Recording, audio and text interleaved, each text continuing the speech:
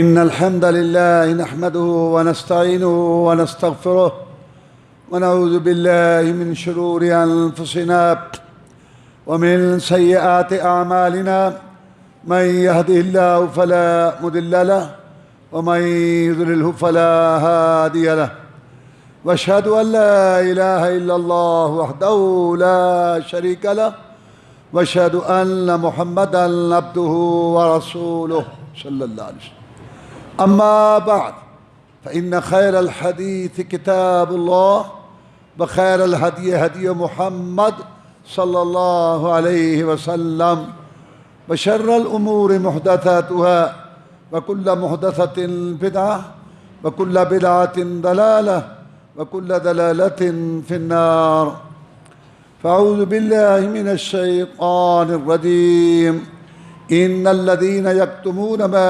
أنزلنا من البينات والهدى من بعد ما بيناه للناس في الكتاب أولئك يلعنهم الله ويلعنهم اللاعنون۔ اللہ مالک الملک احکم الحاکمین نے اپنے بندوں کی ہدایت رہنمائی کے لیے کئی انبیاء رسل علیہم السلام مبعوث فرمائے۔ انہوں نے آ کے لوگوں کو اللہ کا پیغام پہنچایا، اکثریت نے آگے سے انکار کیا۔ نوح علیہ السلام کی قوم نے، قوم عاد، قوم سمود، قوم فرعون نے، انہوں نے انکار کیا، نبیوں رسولوں کی مخالفت کی۔ اللہ تعالیٰ کی طرف سے ان پر عذاب آئے، اللہ نے نبی اور ان پر ایمان لانے والوں کو نجات دی۔ یہود و نصارہ جن کی طرف اللہ نے کئی نبی رسول بھیجے، موسیٰ علیہ السلام، اور اس کے بعد ہزاروں نبی اللہ نے ان کی ہدایت رہنمائی کے لیے بھیجے، ان کے اندر انکار کفر کے علاوہ ایک ایسا جرم تھا جو پہلی قوموں میں سے کسی نے نہیں کیا، وہ ہے حق کو چھپانا، صحیح بات کو چھپانا، پتہ ہونے کے باوجود نہ خود عمل کرنا اور نہ لوگوں کو بتانا۔ یہ ایسا جرم ہے حق چھپانے والا کہ یہ صرف یہودیوں نے اور عیسائیوں نے کیا۔ اللہ تعالیٰ نے تمام نبیوں رسولوں کی شریعتوں اور کتابوں میں جناب محمد رسول اللہ صلی اللہ علیہ وسلم کا تذکرہ کیا، اور اللہ تعالیٰ نے ان کی پیشین گوئیاں کی کہ ایک آخری رسول آئے گا جس پہ میں نے یہ نبوت رسالت والا سلسلہ ختم کر دینا۔ یہ نبی آ گئے، پھر اور نبی آ گئے، اور نبی آ گئے، پھر رسول آ گیا، پھر اس کے بعد نبیوں کی لائن لگ گئی، یہ سلسلہ چلتا رہا۔ لیکن اللہ تعالیٰ نے تورات اور انجیل میں خاص طور پر یہ بات بیان کی یہودیوں اور عیسائیوں کے لیے کہ وہ آخری نبی آئے گا اور اس کی یہ صفات ہوں گی، وہ فاران کے پہاڑوں کے قریب آئے گا، وہ کھجوروں والی بستی میں آئے گا، اور وہ ہدیہ قبول کرے گا، صدقہ نہیں کھائے گا، اور وہ اپنے دشمنوں پر غالب آئے گا اور اپنی زندگی میں اپنی کامیابی دیکھ کے جائے گا۔ یہ نشانیاں رسول اعظم کے متعلق تورات اور انجیل میں موجود تھی۔ اللہ تعالیٰ ارشاد فرماتا ہے الذین یتبعون الرسول النبی الامی الذی یجدونہ مکتوبا عندہم فی التوراۃ والانجیل۔ وہ ایسا رسول ہے کہ نبی بھی ہے اور امی ہے، یعنی کسی کا شاگرد نہیں ہوا، جس کی باتیں، صفتیں تورات اور انجیل میں موجود ہیں۔ وَيُحِلُّ لَهُمُ الطَّيِّبَاتِ، وہ طیب پاکیزہ چیزوں کو حلال کرے گا۔ وَيُحَرِّمُ عَلَيْهِمُ الْخَبَائِثَ، خبیث گندی چیزوں کو وہ حرام کرے گا۔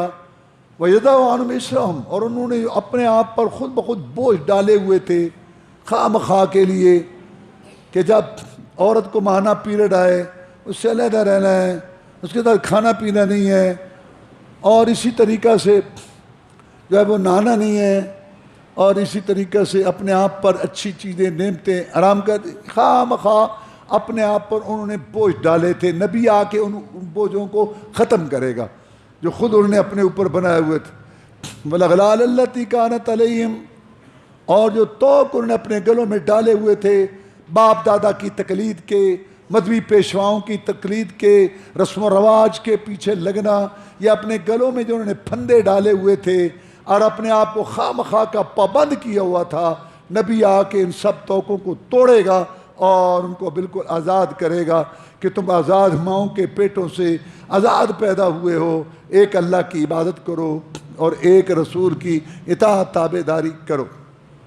تو اللہ تعالیٰ نے تذکرے رکھے تھے جناب محمد رسول اللہ صلی اللہ علیہ وسلم کے تورات اور انجیل۔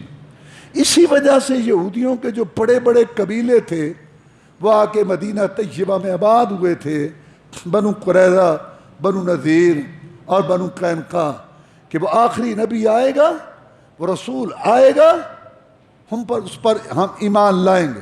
اور جب لڑائیوں میں یہ شکست کھاتے تھے عرب کے مشرکوں سے تو کہتے تھے کہ آنے والا ہے نبی آنے والا ہے اور ہم اس پر ایمان لائیں گے، کیونکہ ان کے ذہن میں یہ تھا کہ وہ ہماری اسی نسل بنی اسرائیل میں سے آئے گا اور ہم اس پر ایمان لائیں گے اور پھر ہم تم سے بدلے لیں گے اور تم پر غالب آئیں گے۔ اللہ فرماتا ہے کہ یہ پہلے اس چیز کو جانتے تھے اور یہ دعائیں کرتے تھے، وَلَمَّا جَاءَهُمْ رَسُولٌ مِّنْ عِنْدِ اللَّهِ مُصَدِّقٌ لِمَا مَعَهُمْ وَكَانُوا مِنْ قَبْلُ يَسْتَفْتِحُونَ عَلَى الَّذِينَ كَفَرُوا، جب وہ رسول آ گیا جس کا نام لے لے کے لوگوں کو ڈراتے تھے اور یہ نظریہ رکھتے تھے کہ ایک نجات دہندہ آ رہا ہے جو ہمیں ان کے ظلم و ستم سے نجات دے گا، فَلَمَّا جَاءَهُمْ مَا عَرَفُوا كَفَرُوا بِهِ فَلَعْنَةُ اللَّهِ عَلَى الْكَافِرِينَ، جب وہ آ گیا اور اس کو پہچان لیا تو پھر اس کا انکار کر دیا۔ اللہ کی لعنت ہو ان کافروں پر جو جان بوجھ کے، جانتے بوجھتے ہوئے بھی انکار کر رہے ہیں۔ یہ یہودی تھے پڑھے لکھے بدماش، انہوں نے حق کو چھپایا۔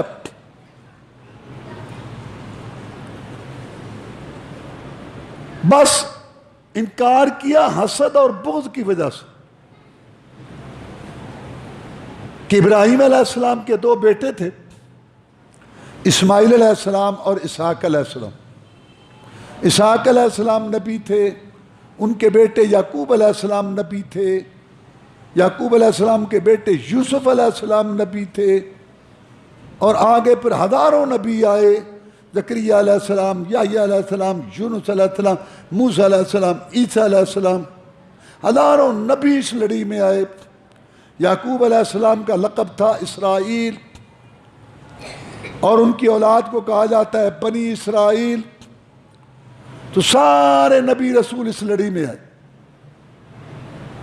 ابراہیم علیہ السلام کا دوسرا لڑکا اسماعیل علیہ السلام جو مکہ مکرمہ میں رہتا، اس کا بیٹا نبی نہیں تھا، پوتا نبی نہیں تھا، پڑپوتا نبی نہیں تھا۔ صدیوں بعد ان کی نسل میں سے جناب محمد رسول اللہ صلی اللہ علیہ وسلم آ گئے۔ آپ نے فرمایا کہ اللہ تعالیٰ نے ابراہیم علیہ السلام کی اولاد میں اسماعیل علیہ السلام کو چنا، اسماعیل علیہ السلام کی اولاد میں بنو کنانہ کو چنا، بنو کنانہ میں قریش کو چنا، قریش میں بنو ہاشم کو چنا، اور بنو ہاشم میں میں محمد صلی اللہ علیہ وسلم کو پیدا کیا۔ تو حسد بغض کی وجہ سے یہ رسول اللہ صلی اللہ علیہ وسلم کے منکر ہو گئے کہ یہ ہماری لڑی سے کیوں نہیں آیا۔ تو اس کا مطلب ہے دلائل کی بنیاد پر انہوں نے رسول اللہ صلی اللہ علیہ وسلم کی نبوت کا رد نہیں کیا، بلکہ نسلی غرور، نسلی منافرت اور حسد بغض کی وجہ سے انہوں نے محمد رسول اللہ صلی اللہ علیہ وسلم کی رسالت، صداقت کا انکار کیا۔ تو اللہ نے قرآن مجید میں ان کو بہت زیادہ سمجھایا۔ اللہ تعالیٰ فرماتے ہیں وَلَا تَشْتَرُوا بِآيَاتِي ثَمَنًا قَلِيلًا، میری ایتوں کے بدلے دنیا کا مال نہ بٹورو۔ کیوں کہ اگر تم نے یہ بتا دیا کہ یہ محمد رسول ہے، نبی ہے، سچا ہے، یہ وہی ہے جس کا ذکر ہماری کتابوں میں ہے، تو لوگ اس کے پیچھے لگ جائیں گے، اور جو ہمیں تحفے تحائف نذرانے ماہنے سلانے دیتے ہیں وہ ختم ہو جائے گا۔ یہ تھی وجہ۔ اللہ کہتا ہے ظالمو، اس دنیا کی وجہ سے تم میری ایتوں کو بیچتے ہو اور میرے دین کو بیچتے ہو، یعنی کہ یہ ایتیں صفتیں چھپا کر اور لوگوں سے مال کھاتے ہو۔ وَلَا تَلْبِسُوا الْحَقَّ بِالْبَاطِلِ وَتَكْتُمُوا الْحَقَّ وَأَنْتُمْ تَعْلَمُونَ، حق کو باطل، باطل کو حق کے ساتھ ملا کے، خلط ملط کر کے اور حق کو چھپا کے تم لوگوں سے اپنے مال اور نظر نیازیں وصول کرتے ہو، تمہیں سارا پتہ ہے کہ یہ سچا رسول ہے۔ وَلَا تَكُونُوا أَوَّلَ كَافِرٍ بِهِ ظَالِمُونَ، تم تو نہ سب سے پہلے انکار کرو، یہ تو بدو ان پڑھ بت پرست ہیں، ان کو تو نہیں پتہ، تمہیں تو سارا پتہ ہے کہ یہ سچا رسول ہے۔ اللہ تعالیٰ ارشاد فرماتے ہیں کہ مدینہ طیبہ کے اندر کچھ یہودی منافقت کے طور پر مسلمانوں کی خوشامد کرتے ہوئے کہتے ہاں ہاں یہ رسول ہے، ویسے ذکر ہے ہماری کتابوں میں اس کا، اور جب اپنے سرداروں کے پاس جاتے، اپنے بڑوں کے پاس، تو وہ کہتے ان کو کیا تم کہہ رہے تھے، کیوں بتا رہے تھے ان کو تم کہ محمد کے تذکرے ہیں کتاب میں سلسلہ، اپنے خلاف کرنا چاہتے ہو اللہ کے ہاں قیامت کے دن، یہ اللہ کے ہاں تمہارے خلاف گواہی دیں گے کہ یہ اللہ یہ ہمیں بتاتے تھے کہ محمد سچا رسول ہے، کیوں بتاتے ہو ایسی باتیں؟ یہ تو ان پڑھ ہیں، ان کو تو کچھ پتہ نہیں، تمہیں تو پتہ ہے نا، ان کو نہ بتاؤ ایسی باتیں۔ یہ یہودیوں کا طریقہ تھا۔ اللہ فرماتے ہیں الذین آتیناہم الکتاب یعرفونہ کما یعرفون ابناءہم، جن کو ہم نے کتاب دی، یعنی یہ یہودی عیسائی پہچانتے ہیں اس محمد صلی اللہ علیہ وسلم کو جیسے اپنے بیٹوں کو پہچانتے، لیکن انکار کرتے ہیں حسد بغض کی وجہ سے اور اپنے دنیاوی فائدوں کی وجہ سے۔ اللہ نے فرمایا بے شک جو لوگ چھپاتے ہیں اس چیز کو جو ہم نے اتارے ہیں دلائل محمد الرسول صلی اللہ علیہ وسلم کی صداقت اور آپ کی نشانیوں میں بیان کیا، ہم ان کو یہ چھپاتے ہیں، ان پر اللہ کی بھی لعنت ہے اور لعنت کرنے والوں کی بھی لعنت ہے، یعنی فرشتوں کی اور لوگوں کی ان پر لعنت ہے، پھٹکار ہے۔ لعنت کا معنی ہے اللہ کی رحمت سے دور ہونا، اللہ کی لعنت ہے کہ اللہ نے ان کو اپنی رحمت سے دور کر دیا، رسول اللہ صلی اللہ علیہ وسلم کی صفتیں، نشانیاں، نبوت، رسالت کو چھپانے کی وجہ سے،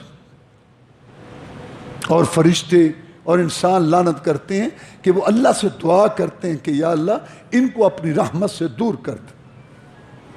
اللہ نے فرمایا ان الذین یکتمون ما انزل اللہ من الکتاب یشترون به ثمنا قلیلا اولئک ما یأکلون فی بطون الا النار ولا یکلمهم اللہ ولا یزکیہم۔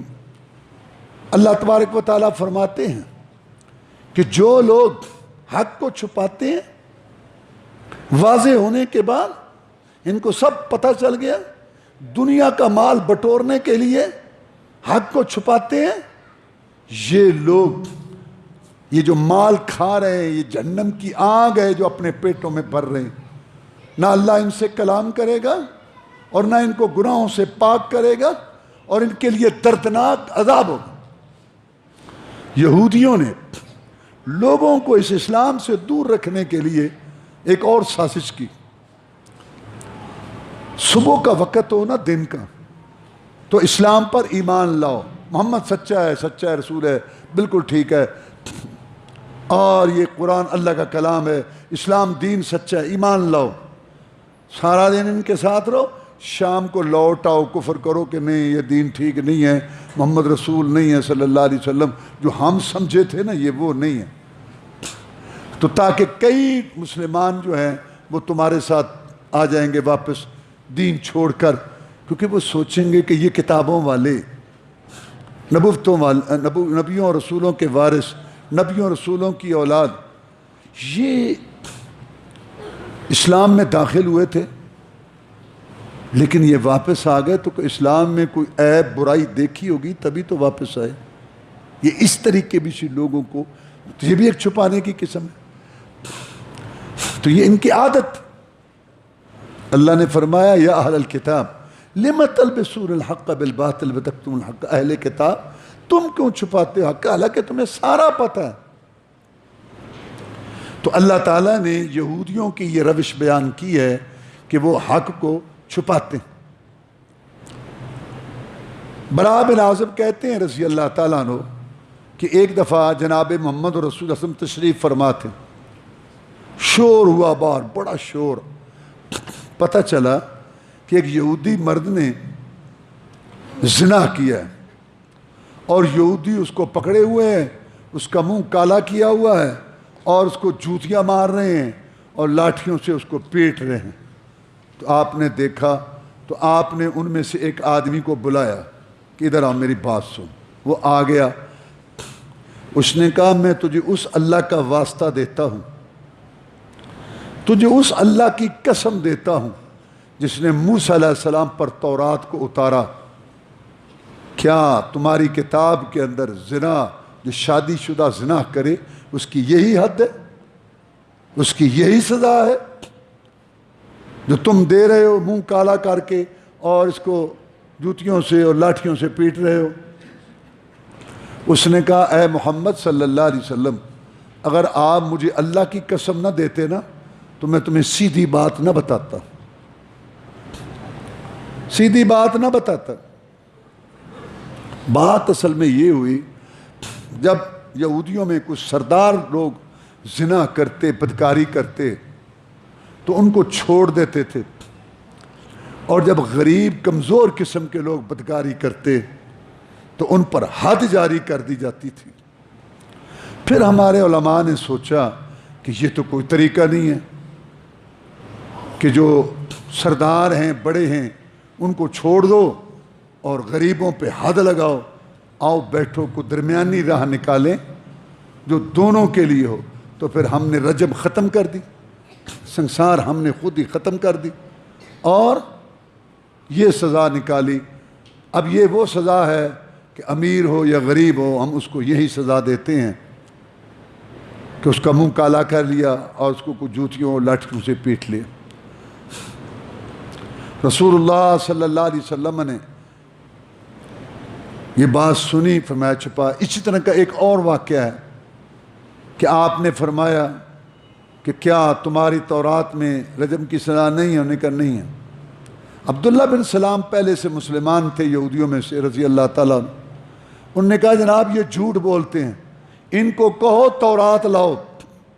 اب جب تورات لائی گئی تو وہ پڑھنے والا جو تھا اس نے جو رجم سنسار کرنے کی ایت تھی تورات میں اس کے اوپر ہاتھ رکھ دیا. آگے کسے پڑھے پیچھے سے پڑھے اس کو چھپا لیا. عبداللہ بن سلام رضی اللہ تعالیٰ عنہ یہودیوں میں سے مسلمان ہوئے تھے. انہوں نے کہا ہاتھ اٹھاؤ. جناب اس نے ہاتھ کے نیچے وہ ایت رکھی ہوئی ہے، ہاتھ اٹھاؤ. ہاتھ اٹھایا تو نیچے وہ ایت موجود تھی. تو رسول اللہ صلی اللہ علیہ وسلم نے فرمایا یا اللہ تیرا شکر. پھر آپ نے اس یہودی کو سنسار کیا، رجم کی سزا دی اور کہا یا اللہ تیرا شکر ہے، میں تیرا بندہ واحد بندہ ہوں جس نے تیری اس قائم کردہ سزا رجم کو جاری کیا جس کو یہودی چھپا چکے تھے. تو اب ہماری شریعت میں غیر شادی شدہ کے لیے مرد ہو یا عورت 100 کوڑے اور 1 سال کی جلا وطنی ہے، اور شادی شدہ مرد ہو یا عورت اس کے لیے سنسار کرنا. تو اس طرح یہودی چھپاتے تھے حق کو، رجم کو اور رسول صلی اللہ علیہ وسلم کی نشانیوں کو اور آپ کی صفتوں کو یہ چھپاتے تھے ظالم. حالانکہ یہ جانتے تھے، اسی وجہ سے مدینہ طیبہ میں آ کر آباد ہوئے تھے.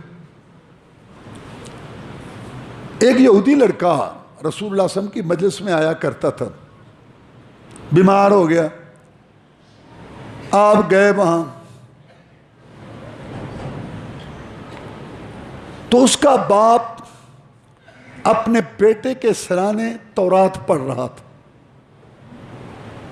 یہودی لڑکا بیمار تھا جس کو آپ پوچھنے کے لیے گئے.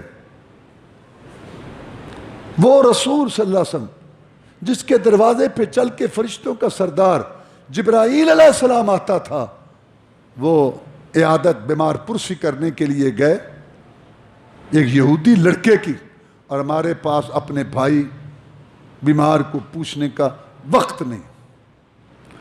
رسول اللہ صلی اللہ علیہ وسلم تشریف لے گئے، یہودی لڑکا بیمار لیٹا ہوا تھا اور اس کا باپ اس کے سر کے پاس بیٹھ کے تورات پڑھ رہا تھا۔ جو قومیں اپنی کتاب پر عمل نہیں کرتی، زندگی میں جس قوم کے زندہ لوگ اپنی کتاب پر عمل نہیں کرتے، وہ مردوں کے لیے رہ جاتی ہے، مردوں کے لیے، مردوں کے لیے۔ یہودی بھی تورات پر عمل نہیں کرتے تھے۔ کتنی بڑی بات ہے کہ تورات میں لکھا ہوا تھا کہ محمد سچا رسول ہے صلی اللہ علیہ وسلم، اور اس کی نشانیاں دیکھ چکے تھے۔ اللہ کہتے ہیں جیسے اپنے بیٹے کو پہچانتے ایسے پہچانتے، لیکن نہیں، جس کے مطلب تورات پر عمل نہیں کیا۔ رجم سنسار کرنا سزا موجود تھی، لیکن اس پر عمل نہیں کیا۔ تو اس کا مطلب ہے کہ جس قوم کے افراد زندگی میں اپنی کتاب پر عمل نہیں کرتے، تو وہ کتاب ان کے مردوں کے لیے رہ جاتی ہے، مردوں کے لیے۔ یہ یہودی ہے اور اس کا بیٹا بیمار ہے، مرنے والا ہے، اور وہاں اس کا باپ تورات پڑھ رہا ہے۔ رسول اللہ صلی اللہ علیہ وسلم نے فرمایا لَتَتَّبِعُنَّ سُنَنَ مَنْ قَبْلَكُمْ، میری امت کے لوگ تم یہود و نصارہ کے نقش قدم پر چلو گے۔ کیا اب یہ حالت آپ دیکھ نہیں رہے کہ مسلمان عالم ہونے کا دعویٰ کرنے والے حق کو چھپا رہے ہیں؟ عام آدمی بھی سمجھتا ہے جب قرآن مجید پڑھتا ہے ترجمے سے کہ یہ سارے مولوی حق کو چھپائے ہوئے ہیں، سیدھی بات نہیں بتا رہے، کیونکہ ان کے وہ سارے کھانے پینے ختم ہوتے ہیں، اور پھر یہ کتاب ان مولویوں نے بیماروں اور مردوں کے لیے کر دی ہے۔ بیمار ہے تو یاسین پڑھو، کچھ ادھر پڑھو، کچھ ادھر پڑھو، کچھ ادھر پڑھو، مر جائے یہاں پڑھو، وہاں پڑھو، قبر پہ پڑھو، اس پہ پڑھو، یہاں پڑھو، وہاں۔ جس قوم کے زندہ لوگ اپنی کتاب سے دور ہو جاتے ہیں تو پھر مردوں کے لیے خاص ہو جاتی ہے، جیسے یہودیوں نے اس کتاب تورات کو بیماروں اور مردوں کے لیے کر دیا کہ اس کا باپ سر کے پاس بیٹھ کے پڑھ رہا تھا۔ ساری زندگی گزر گئی، قرآن ناظرے نہیں پڑھا، اور لوگوں کو نہیں بتایا، اور جب بیمار ہو گیا تو اب یاسین، اور پھر مرنے کے بعد ختم، پھر چادر کے اوپر ایت الکرسی۔ کیا ہے یہ؟ مذاق نہیں ہے اور کیا ہے؟ یہ زندوں کے لیے کہ مردوں کے لیے؟ واللہ دکھ ہوتا ہے کہ ٹھیکیدار بنے ہوئے ہیں کئی بڑے بڑے سیٹھ، کروڑ پتی، ارب پتی، کھرب پتی، بڑے بڑے شہر کراچی، لاہور، ان کے پاس ٹائم نہیں ہے۔ کچھ لوگ ہیں جنہیں ان کی دادیوں اور نانیوں کی وفات کی تاریخیں لکھی ہوئی ہے۔ ہاں یہ اسی ملک میں ہو رہا ہے۔ وہ جا کے کہتے ہیں سیٹھ صاحب کو، وہ جناب تاریخ آ گئی ہے، وہ تمہاری، ہاں اچھا ٹھیک ہے، تو وہ کیا چاہے، وہ جی پھر 10-15 لڑکے ہوں گے، بچے ہوں گے، اور پھر وہ پڑھیں گے، کچھ یہاں پڑھیں گے، کوئی قبر پہ۔ اچھا تو پھر کتنا؟ اتنا، بس او بڑھو، اتنا چیک دے دو۔ انہوں نے آگے مسجدوں سے رابطے کیے ہوئے ہیں، یہاں پڑھ رہے، وہاں پڑھ، 10 بچے دے دو، 10 دے دو، 10 ادھر سے، 10 ادھر سے، ٹانگے رکشے گاڑیاں بھر کے لے گئے قبروں پر یا گھر میں۔ انہوں نے پڑھا یا نہیں پڑھا؟ کتنے پڑھے ہیں جی قرآن؟ 5۔ اچھا وہ قاری صاحب مسجد میں پڑھا رہے ہیں، وہ لکھ رہے ہیں باقاعدہ، 20 بچے ہیں، 18 بچے ہیں ان کے پاس۔ بیٹا آپ نے پارے کو کتنے پھیرے دیے؟ 3 4، یعنی آج 15 قرآن پڑھے گئے، 10۔ وہ بینک بنے ہوئے ہیں، ان کے پاس جمع ہیں قرآن، 100 200 400 800 1000 تک قرآن جمع ہے ان کے پاس۔ ایک وہ کام چل رہا ہے، وہ جو ٹھیکیدار ہیں وہ بچے اکٹھے کر کے لے جاتے ہیں قبروں پر آگے پیچھے، اور وہ وہاں وہ پڑھا دیا۔ اور ایک یہ کام ہے کہ مولوی صاحب نے کہا جی ٹھیک ہے پھر آؤ جی ہمارے گھر میں، وہ ایک مولوی صاحب آ گیا نا، چیزیں آگے رکھی، ختم دو ٹھیک ہے، تو اس نے کہا کہ وہ قرآن اکٹھے کرو۔ اس مسجد سے 5 قرآن 10 قرآن 20 اس نے پڑھی تھی، ماشاءاللہ جی 150 قرآن آپ کی ماں، اچھا ماشاءاللہ، تو اتنا بڑا معاوضہ لے لیا۔ یہ مردوں کے لیے قرآن ہو گیا، یہ یہودیوں کا طریقہ تھا، زندگی میں عمل نہیں کیا، چھپایا اس کو، اور مرتے وقت بیماروں اور مردوں پر اس کو پڑھو۔ میں تو حیران ہوا سن کے، جیسے یہ ٹیوشن پڑھاتے ہیں نا گھروں میں، چلو خیر پڑھاتے ہیں، ایسے قبرستان میں بھی ٹیوشنیں ہیں، فلاں کی قبر ہے، آپ یہ ہماری اس قبر پر صبح 1 گھنٹہ شام کو 1 گھنٹہ پڑھا کر، وہ سارا دن وہاں جناب رہتے ہیں، درخت ہیں، پانی پیے کھیلے، کچھ مختلف گیمیں کھیلتے رہے کٹھے ہو کے۔ جب دیکھا کون جاتا ہے وہاں، اس بھاگ دوڑ اپنے بازار میں کس کو وہاں آئے جانے کی فرصت، آیا بھاگ کے۔ اور پھر آگے کیا ہے، پتہ ہوا کہ یہ قبر بڑی پختہ اچھی بنی ہوئی ہے، کسی بڑے مالدار کی ہے، اور وہ یہاں فلاں آدمی آتا جاتا ہے، پتہ چل جاتا ہے۔ تو پھر دیکھا اس کے آنے سے پہلے وہاں جا کے خود بخود بیٹھ کے پڑھنا شروع کر، وہ حیران ہوتا، وہ جی آپ ہماری قبر پر، ہم یہاں قبرستان میں رہتے ہیں، ہم نے کہا چلو یہاں بھی پڑھ لیں، چل وہ بھی ایک ٹیوشن لگ گئی۔ یہ یہودیوں کا طریقہ ہے، اور رسول اللہ میں ایسے تم بھی کرو گے، نذرانے مانے وہ سلانے بٹورتے تھے۔ تو آپ نے اس سے پوچھا، اس کے باپ سے جو سرانے بیٹھ کے وہ پڑھ رہا تھا تورات، مردے کے لیے، بیمار کے لیے کتاب، مرتے وقت سورہ یاسین پڑھو جان جلدی نکلے۔ وہ اقبال بیچارہ بڑا سمجھا کے گیا ہے، وہ نام بڑا ہے اس کا، بات کو نہیں مانتا۔ یہ ایسے ہی ہوتا ہے۔ عبد القادر جیلانی بھی بڑا مظلوم ہے۔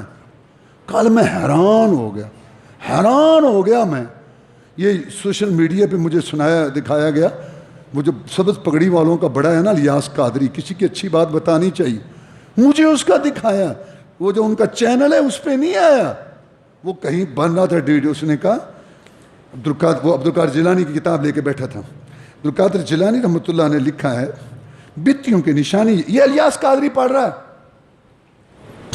بتیوں کی نشانیوں میں سے ایک نشانی ہے کہ اہل حدیثوں کو برا کہیں گے، تو جو اہل حدیثوں کو برا کہتا ہے وہ بدعتی ہے۔ تو یہ بتیوں کا کام ہے اہل حدیثوں کو برا کہنا، ان کی تنقیص کرنا۔ ہمارے اندر بھی یہ بات آئی ہوئی ہے، ہم اہل حدیثوں کو برا کہتے ہیں کہ نہیں کہنا چاہیے۔ آج سے عہد کرو کہ اہل حدیثوں کو برا نہیں کہیں گے، اور جو قرآن حدیث ہے اس پہ چلیں گے۔ حضرت وہ غوث پاک کہہ رہا ہے، میں غوث نہیں کہتا، حضرت غوث پاک عبد القادر جیلانی جو یہ اہل حدیثوں کی بات کر گئے ہیں، یہ بالکل ٹھیک ہے، ہم اس کو یہ الیاس قادری، اللہ نکالتا ہے سچ منہ سے کبھی کبھی، یہ سوشل میڈیا پہ میں نے خود دیکھا، وہ خود بول رہا ہے سارا۔ تو میں کہنا یہ چاہتا ہوں، سب پتہ ہے، اور عبد القادر جیلانی جیسے میں اقبال کا کہہ رہا ہوں، وہ مظلوم ہے بیچارہ، اس کے نام پہ خاندان پل رہے ہیں، غوث پاک غوث با یا غوث، دیکھ لو سارا، اور اس کی کتابیں کو نہیں پڑھتا۔ وہ آپ نے ایک بات تو سن لی، وہ کہتا ہے بتیوں کی نشانی یہ ہے کہ اہل حدیثوں کو برا کہیں گے، اور وہ کہتا ہے سورۃ فاتحہ پڑھنی امام کے پیچھے، رفع یدین کرنی نماز میں یہ سنت ہے، اس کے بغیر نماز نہیں ہوتی، کہتا ہے امین اونچی کہنی چاہیے، اور وہ کہتا ہے بے نماز کو مسلمانوں کے قبرستان میں دفن بھی نہ کرو، کیونکہ نماز جنازہ اور سب سے زیادہ اس کے نام لینے والے بے نماز۔ تو خیر میں یہ بتا رہا تھا کہ بات کو نہیں مانتا، بس ایسے ہی اقبال کا بڑا نام ہے، کوئی بات، وہ بھی یہی کہتا ہے کہ بے آیا تشترا کار جزوی نیست کہ الیاسین او بوقت مرگ آساں بمیری۔ وہ کہتا ہے مسلمان تیرا قرآن سے تعلق صرف یہی رہ گیا ہے کہ مرتے وقت سورہ یاسین پڑھ دو، بس۔ یہ زندوں کے لیے ہے یا مردوں اور بیماروں کے لیے ہے یہ قرآن جو مر رہا ہوتا ہے؟ تو رسول اللہ صلی اللہ علیہ وسلم نے اس یہودی کو کہا کہ اے یہودی، میں تجھے قسم دیتا ہوں اس اللہ کی جس نے موسیٰ علیہ السلام پر اس تورات کو اتارا، کیا اس تورات کو جو تو پڑھ رہا ہے اس میں میری تعریفیں، میری صفتیں، میری خبریں، میری رسالت، میری نبوت پاتا ہے؟ کہتا ہے نہیں، جھوٹ بول گیا۔ وہ لڑکا جو بیمار تھا وہ بول پڑا. اس نے کہا اللہ کے رسول صلی اللہ علیہ وسلم اس کتاب کے اندر آپ کی صفتیں تعریفیں موجود ہیں, آپ کے تذکرے موجود ہیں, آپ کی رسالت کی بات موجود ہے, اور میں کلمہ پڑھتا ہوں. کلمہ پڑھا. رسول نے فرمایا اب اس کو, اس کے باپ کو اس کے سرانے سے علیحدہ کر دو اور اپنے بھائی کے وارث بن جاؤ. وارث کا مطلب کیا؟ اب اس کا کفن دفن جنازہ سارا اسلامی طریقے کے مطابق ہو. یہ چھپاتے تھے ظالم. عبداللہ بن سلام رضی اللہ تعالیٰ ان میں بہت بڑا عالم تھا. وہ تورات میں پڑھتا تھا کہ آخری نبی رسول آئے گا, اور جب پھر آخری نبی رسول آ گیا تو اس پر ایمان لے آیا, اور اس نے کہا اللہ کے رسول صلی اللہ علیہ وسلم یہودی تہمت بہتان لگانے والے لوگ ہیں, آپ ان کو بلائیں میرے متعلق پوچھیں, ان کو پتہ نہیں ہے میرے اسلام لانے کا. آپ نے بلایا اور پوچھا وہ تمہارے اندر ایک عبداللہ بن سلام ہے, وہ کیسا ہے؟ تعریفوں کے پل باندھ دیے. وہ تو سردار ہے, ہمارے سردار کا بیٹا ہے, عالم ہے, ہمارے عالم کا بیٹا ہے. عبداللہ بن کیوں ہے؟ او جی کیا بات ہے ہمارے عبداللہ بن سلام کی. آپ نے فرمایا اگر وہ مجھے رسول مان لے تو اس کا مطلب ہے کہ پھر میرا دعویٰ رسالت کا سچا ہے. انہیں بہت بری بات کی کہ اللہ اس کو اس شر سے بچائے. پردے کے پیچھے چھپے ہوئے تھے, کلمہ پڑھتے سامنے آ گیا, او یہودیو میں تمہارا عالم تمہیں بتایا کرتا تھا کہ اس تورات کے اندر خوشخبری موجود ہے ایک آنے والے نبی اور رسول کی. اللہ کی قسم وہ یہی ہے, یہی محمد ہے, یہی. یہودیوں اس پر ایمان لاؤ.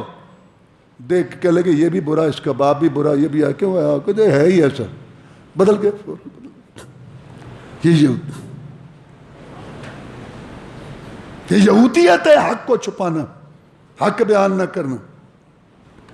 جناب سلمہ کہتے ہیں رضی اللہ تعالیٰ عنہ کہ ایک دفعہ ایک یہودی کہہ رہا تھا کہ مر کے اٹھنا جو ہے نا یہ ثابت ہے, مر کے ہم اٹھیں گے, حساب کتاب ہوگا, جنت ہوگی جہنم ہوگی. وہ مانتے ہیں اس کو بیان کر. تو ہم یہ رسول اللہ صلی اللہ علیہ وسلم کے آنے سے یعنی آپ کی رسالت نبوت ظاہر ہونے سے پہلے کی بات ہے. اور کہنے لگے یہ مشرک لوگ نہیں مانتے مر کے اٹھنے کو, حالانکہ مر کے اٹھنا یہ مسئلہ ہے کتاب کے اندر موجود ہے. اور پھر اس نے کہا کہ ایک نبی بھی آنے والا ہے, ایک رسول بھی آنے والا ہے, اور اشارہ کیا حجاز کی طرف کہ یہاں اس علاقے میں آئے گا, کیونکہ کتاب میں موجود تھا. تو لوگوں نے کہا وہ کب آئے گا؟ تو میری طرف اس نے اشارہ کیا کہ جو بچہ بیٹھا ہے نا یہ اتنا وقت قریب رہ گیا ہے کہ یہ اس کو دیکھے گا, اس کی زندگی میں آ جائے گا. سلمہ کہتے ہیں رضی اللہ تعالیٰ عنہ کہ الحمدللہ میں بڑا ہوا, اللہ کے رسول نبی آ گئے, میں ان پر ایمان لایا. میں پھر اس کو ملا اور میں نے کہا تو کہتا تھا اس وقت فلاں مجلس میں کہ آخری نبی آنے والا ہے, تیری زندگی میں وہ آ گیا ہے, اس پر تو کہتا نہیں میں نے وہ کتاب کو دیکھا یہ وہ نہیں ہے. کیا ہو گیا؟ یہ وہ نہیں ہے, وہ جھوٹ بول گیا, بدل گیا. قرآن کے شروع میں ہے اللہ فرماتے ہیں مومنوں کی یہ صفت ہے الذین یؤمنون بالغیب, کہ وہ بن دیکھے مانتے ہیں. اللہ نہیں دیکھا, جنت نہیں دیکھی, جہنم نہیں دیکھی, وہ ایمان لاتے ہیں بن دیکھے. اس کا یہ معنی.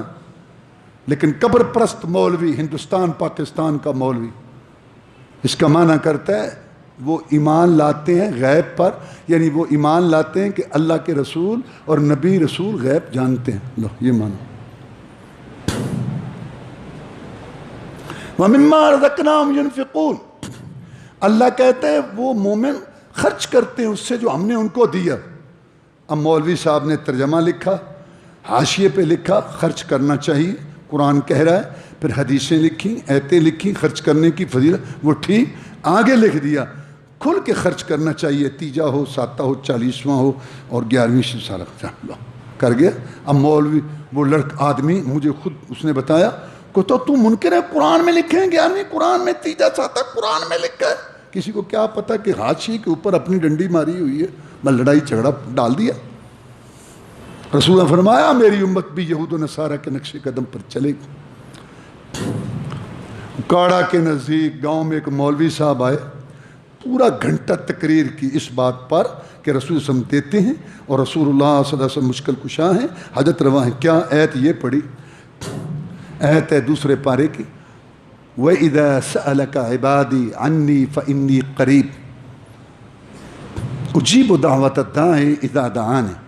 جب آپ سے سوال کریں میرے بندے میرے بارے میں تو میں قریب ہوں، میں پکارنے والے کی پکار کو سنتا ہوں جب وہ مجھے پکارے، تو لوگوں کو چاہیے نا کہ مجھے پکاریں۔ یہ ہے ایت قرآن کی دوسرے پارے میں۔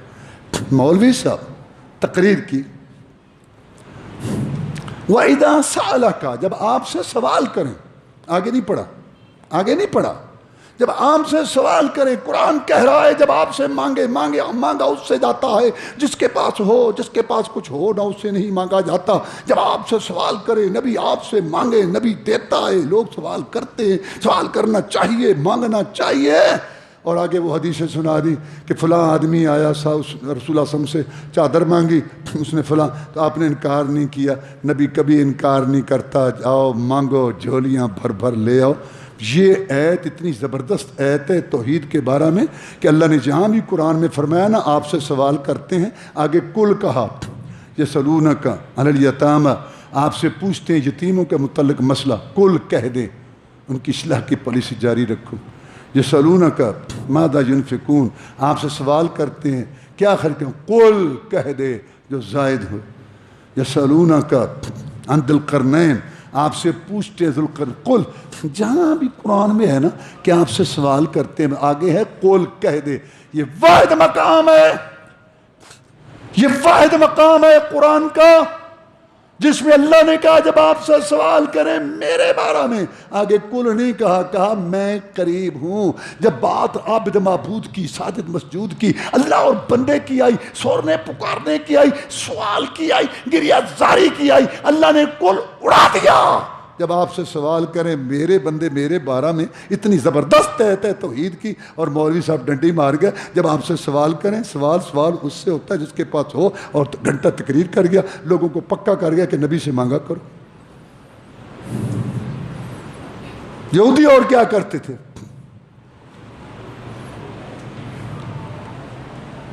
قرآن میں ہے قل کہہ دے انما انا بشر مثلکم یوحی الیہ، نبی کہہ دے کہ میں بشر ہوں، اور جنس ایک ہونے سے مرتبہ ایک نہیں ہوتا، بشر ہونے سے یہ نہیں لازم آ جاتا معاذ اللہ کہ کوئی رسول کے مشابہ غلط۔ محمد بشر لیس کالبشری والیاقوت حجر لیس کالحجری، محمد بشر ہے، اس جیسا بشر کوئی نہیں، یاقوت پتھر ہے، اس جیسا پتھر کوئی نہیں۔ آپ نے کہا لا تطرونی کما اطرت النصارى عیسی ابن مریم، مجھے نہ حد سے بڑھانا جیسے عیسیٰ علیہ السلام کو ان کی قوم نے حد سے بڑھا دیا۔ قولوا عبد اللہ ورسولہ، میں تمہیں حکم دیتا ہوں میری امت، مجھے اللہ کا بندہ اور اس کا رسول کہا کرو۔ تو مانا کیا مولوی صاحب کر گئے؟ کل کہہ دے، تو کہہ دے، تو کہہ دے، تو کہہ دے کہ میں بشر ہوں، میں نے نہیں کہنا بشر، تو کہہ دے، تو کہہ دے، میں نے نہیں۔ لفظوں اور عاجزی کے لیے، انصاری کے لیے تو اپنے آپ کو آدمی خاکسار بشر کہہ سکتا، تو کون ہے نبی کو بشر کہنے والا؟ اللہ نہیں کہہ رہا بشر۔ لو سن لو، مانا سن لو، کل کہہ دے تو کہ میں بشر ہوں، میں نے نہیں کہنا۔ اچھا پھر اس کا معنی کیا ہوا؟ قل هو اللہ احد، نبی کہہ دے اللہ ایک ہے، نبی کہہ دے، میں نہیں کہنا کہ میں ایک ہوں، تو کہہ دے۔ اللہ تعالیٰ سمجھنے کی توفیق۔ یہ سارا دجل فریب چل رہا ہے، اور لوگوں کے پاس ماشاءاللہ آپ سن میں کہا کرتا ہوں 6 ڈگریاں دین میں بدھو، دین ٹھیکے پہ دیا ہوا ہے۔ اللہ تعالیٰ ہمارے حال پر، میں تو حیران ہوں، کیا سب پتہ ہے ان کو۔ 28ویں پارے میں کی آیت ہے کہ تم، اللہ فرماتے ہیں کہ تم دین پر چلو، اس دین کو قبول کرو، ایسے نہ ہو جاؤ جیسا کہ کفار قبر والوں سے مایوس ہیں۔ کافروں کا عقیدہ تھا، مکے والوں کا عقیدہ تھا کہ مر کے نہیں اٹھنا، کہتے تھے ہڈیاں ایسے لے کے محمد کون ان کو زندہ کرے گا، قرآن میں سارا ہے، کو پڑھے تو. یعنی کافروں مکے والوں کا عقیدہ تھا کہ مر کے نہیں اٹھنا، اور وہ کہتے تھے کہ اگر مر کے اٹھنا ہے تو یہ سارے مر گئے باپ دادا، یہ تو کوئی نہ اٹھے. تو قرآن کہتا ہے کہ وہ مایوس ہو گئے ہیں قبر والوں سے. کیا مطلب؟ ان کا یہ عقیدہ ہے کہ انہوں نے نہیں اٹھنا، ان کا عقیدہ ہے کہ انہوں نے نہیں اٹھنا. اللہ کہتے ہیں کہ یہ ان سے مایوس ہو گئے ہیں. یعنی یہ عقیدہ تم نہ رکھو اے مسلمانوں جیسے کہ انہوں نے یہ عقیدہ رکھا ہو. آیت کا مطلب تو یہ ہے. اور یہ یہاں قبر پرست کہتے ہیں، دیکھو اللہ کہتا ہے کافر قبروں والوں سے مایوس ہو گئے. یعنی وہ یہ کہتے ہیں کافر کے قبروں والے کچھ دیتے نہیں، اور جو یہ عقیدہ رکھے کہ قبروں والے کچھ نہیں دیتے وہ کافر ہے، کیونکہ یہ کافروں کا عقیدہ. اللہ یہ کہہ رہا ہے کہ قبر والوں سے مایوس ہو گئے کہ یہ دوبارہ نہیں اٹھ سکتے. محمد تو اٹھا کے دکھا. یہ نہیں، وہ اللہ یہ کہہ رہا ہے اور یہ ادھر فٹ کر رہا ہے. اللہ تعالیٰ سمجھنے کی توفیق دے. وآخر دعوانا الحمدللہ رب العالمین.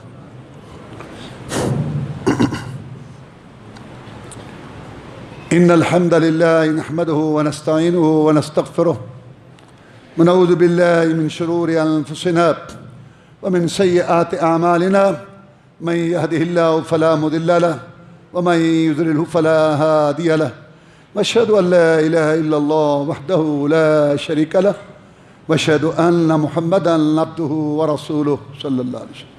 اما بعد فان خير الحديث كتاب الله وخير الهدي هدي محمد صلى الله عليه وسلم وشر الأمور محدثاتها وكل محدثة بدعة وكل بدعة ضلالة وكل ضلالة في النار. سورہ بقرہ کے اندر چونکہ زیادہ یہودیوں کا تذکرہ ہے اور یہودیوں کے متعلق کی بات چیت کی ہے اللہ تعالیٰ نے، تو اس میں اللہ نے ان کے جرائم میں ایک یہ بات بتائی ہے کہ یہ حق کو چھپاتے ہیں. اور سر فرشت کیا چھپایا تھا؟ رسول اعظم کا نبی ہونا، رسول ہونا، آپ کی صفتیں. مکہ میں پیدا ہوں گے، کھجوروں والی بستی مدینہ میں آئیں گے، ہدیہ قبول کریں گے، صدقہ نہیں کھائیں گے، کافروں پر اپنے دشمنوں پر غالب آئیں گے اور اپنی زندگی میں کامیابی دیکھ کے جائیں گے. جس آدمی نے کتاب لکھی ہے نا، عیسائی نے، دنیا کے 100 کامیاب آدمی، اور اس نے پہلا نمبر محمد رسول اللہ کو دیا. دوبارہ کتاب چھپی، اس نے کہا میں نے پھر غور کیا، لیکن میں پھر اس نتیجے پر پہنچا ہوں کہ پوری دنیا میں سب سے افضل ترین انسان آدم علیہ السلام کی نسل میں، اور کامیاب ترین انسان، 100 کامیاب آدمی، پہلا نمبر محمد کا ہے صلی اللہ علیہ وسلم. اس نے ایک وجہ یہ لکھی کہ جو بات محمد نے کہی تھی نا صلی اللہ علیہ وسلم، فرعون کی چوٹیوں پر توحید کی، اسی پر قائم رہا. اور جب وفات پائی تو پورا جزیرہ شرک سے خالی ہو چکا تھا اور اپنی آنکھوں سے کامیابی دیکھ کے گیا.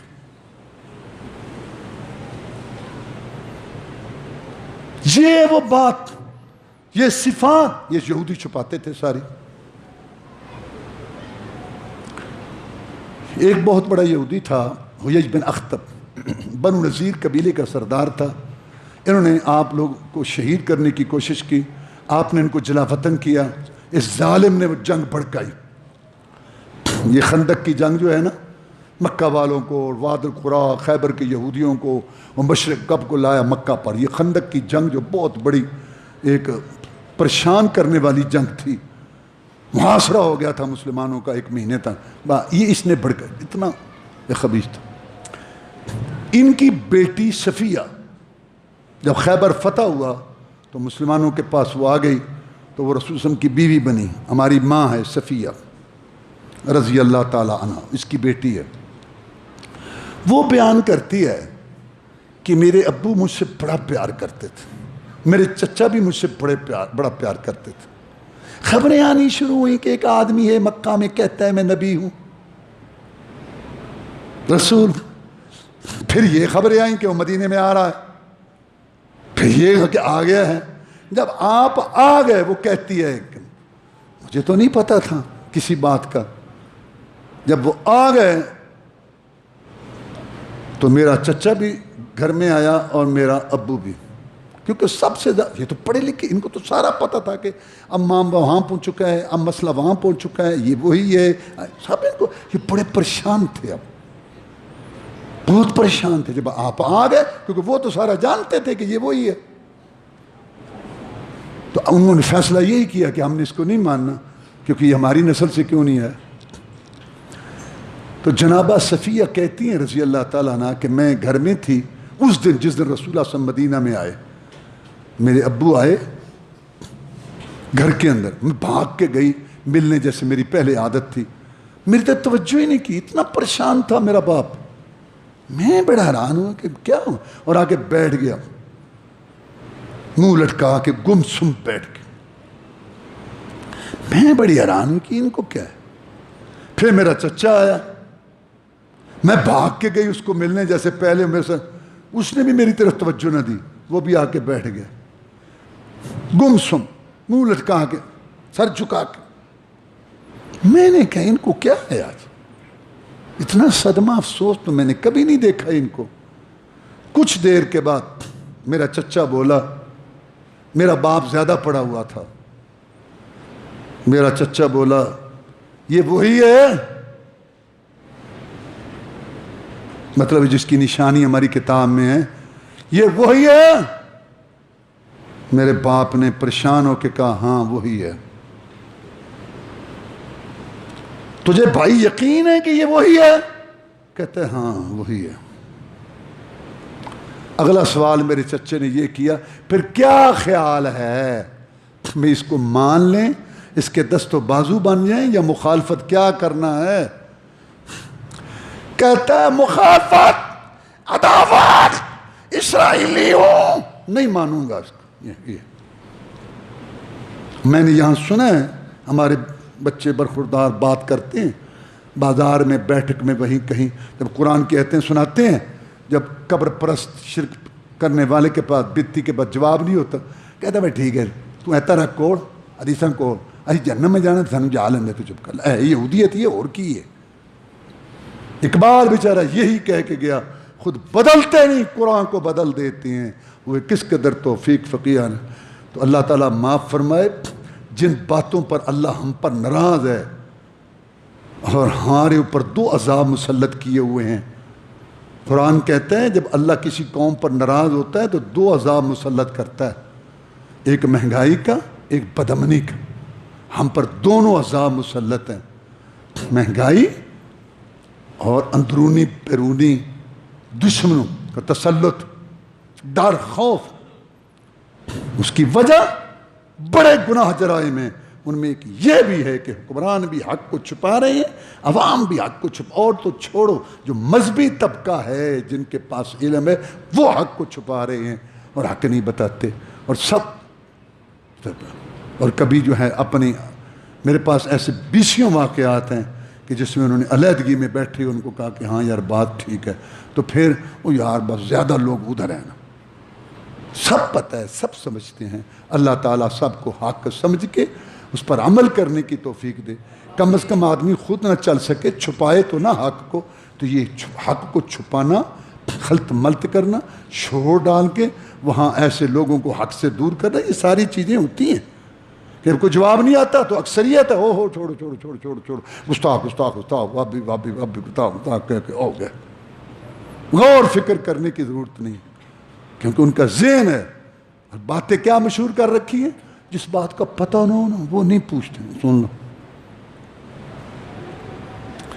اور ایک اور کہتا ہے اوہو یہ جو ظاہری نظر ایسے نہیں ہے، ہاں یہ پیچھے بڑی گلا نے پھر کسی ویلے ہو گیا.